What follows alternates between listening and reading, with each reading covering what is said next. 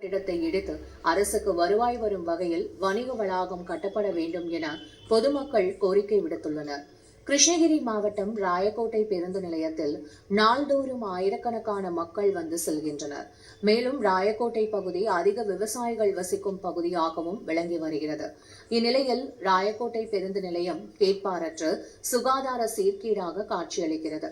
ராயக்கோட்டை பகுதியில் உள்ள டீ கடைகளில் உள்ள கழிவு நீர் பேருந்து நிலையத்திற்குள் உள்ள கால்வாய் பகுதியில் கொட்டப்படுவதால் சேரும் சகதியுமாக பேருந்து நிலையம் காட்சியளிக்கிறது. இதனால் பல தொற்று நோய் பரவி அவதிப்படுவதாகவும், பேருந்து நிலையம் உள்ளே உள்ள அரசு கட்டிடம் எந்த நேரத்திலும் இடிந்து விழும் நிலையில் உள்ளதால் விபத்து ஏற்பட்டு உயிர் சேதம் ஏற்படும் அபாயம் உள்ளதாகவும் பொதுமக்கள் தெரிவித்துள்ளனர். எனவே ராயக்கோட்டை பேருந்து நிலையத்தில் குப்பைகள் மற்றும் கழிவுநீரை வெளியேற்றி சுத்தம் செய்து பேருந்து நிலையத்தை சுகாதாரமாக மாற்ற அரசு நடவடிக்கை எடுக்க வேண்டும் என அந்த பகுதி மக்கள் கோரிக்கை விடுத்துள்ளனர். பஞ்சாயத்துல பஸ் ஸ்டாண்டுக்குள்ள ரொம்ப வருஷமா பில்டிங் ரொம்ப இடிஞ்சிருக்கு. கடை கட்டா வரும் பஞ்சாயத்து அதை கண்டுக்கல. ப்ளஸ் பின்னாடி ஆட்டோ ஸ்டாண்ட் பின்னாடி ஒரு 20 சென்ட் நிலம் இருக்குது. அதை க்ளீன் பண்ணி அது கொடுத்தா கொஞ்சம் சுகாதாரிக்க க்ளீன் ஆகும். ஆட்டோ ஸ்டாண்டுக்காகவும் எழுப்பாங்க உங்களுக்கு.